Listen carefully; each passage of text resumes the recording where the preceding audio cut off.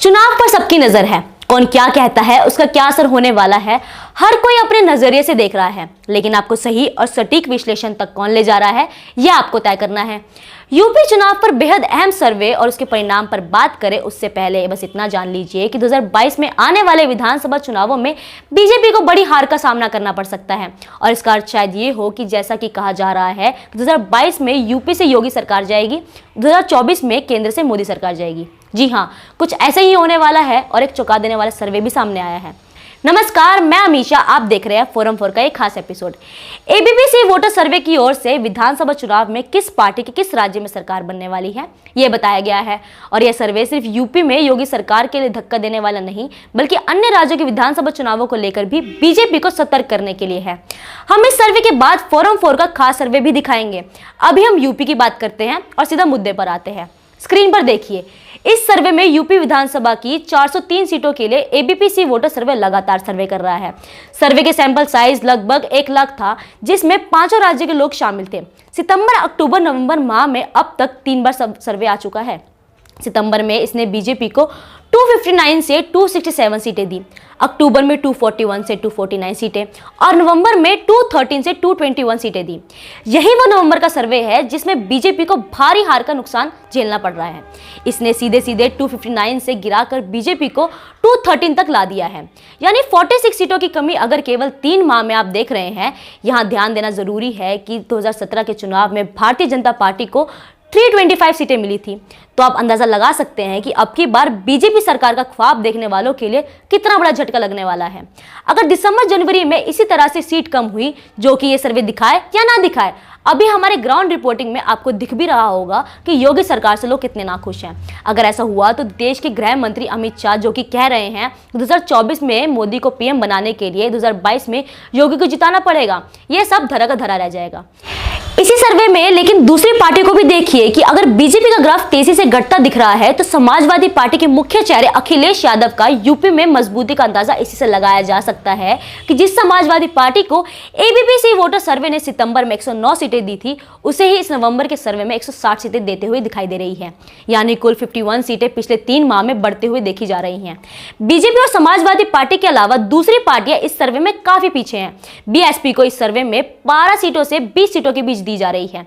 इस प्रकार से अगर केवल इस सर्वे को देख ले, हालांकि गोदी मीडिया के सर्वे के अनुसार चाहे वो कितना भी कोशिश कर ले, बीजेपी के कमजोर होने के बाद भी ये सर्वे हमेशा बीजेपी को टक्कर में ही रखते हैं। आप दिल्ली विधानसभा चुनाव, तमाम उपचुनाव और बंगाल के विधानसभा चुनाव को ही देख लीजिए कि ये सर्वे किस तरह से धाराशायी हो गए हैं।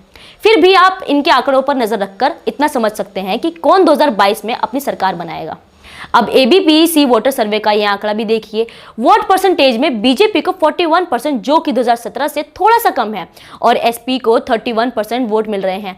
इसके अलावा बसपा को 15% वोट मिलने का अनुमान है, वहीं कांग्रेस को 9% वोट मिलता दिखाई दे रहा है। यहां सपा का फायदा होता दिखाई दे रहा है, क्योंकि अखिलेश यादव की पार्टी को पिछले चुनाव में महज 23.6% वोट मिल रहे थे, यानी कि पिछले चुनाव से सपा के वोट परसेंटेज में 7.4% की बढ़ोतरी हुई है। एबीपी वोटर सर्वे के आंकड़े के मुताबिक योगी आदित्यनाथ यूपी में पसंदीदा मुख्यमंत्री के तौर पर 40 से 41% लोगों के अनुसार नंबर 1 पर है।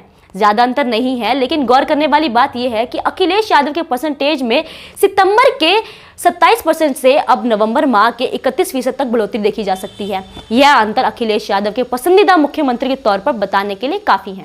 इस सर्वे के बड़े मुद्दे जो कि यूपी में बताए गए हैं, वो है कानून व्यवस्था, राम मंदिर, किसान आंदोलन, बेरोजगारी, इंफ्रास्ट्रक्चर, बिजली, सड़क, पानी, महंगाई आदि। तो यहाँ आपको यह भी जानना जरूरी है कि यूपी में इन मुद्दों के अलावा भी कई मुद्दे हैं जो इन्होंने शामिल ही नहीं किए हैं। इसमें आपको पता है कि कोरोना कुप्रबंधन का मुद्दा भी शामिल है।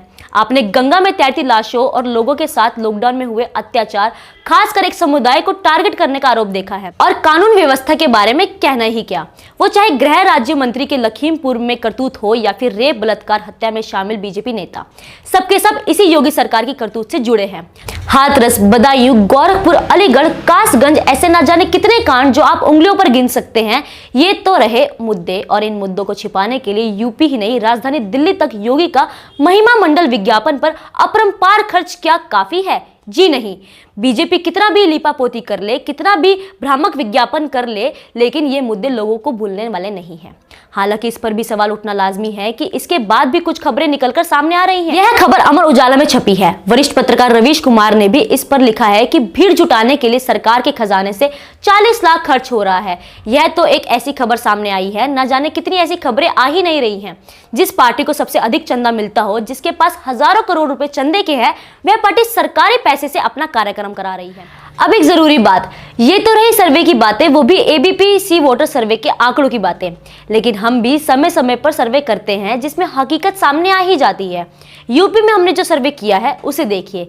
यह सर्वे सबसे सटीक तरीके से बता रहा है कि इस सर्वे में 16,000 लोगों ने भाग लिया है और वे कह रहे हैं कि सपा की सरकार बनने वाली है। इन्हें 57% लोगों ने वोट किया है।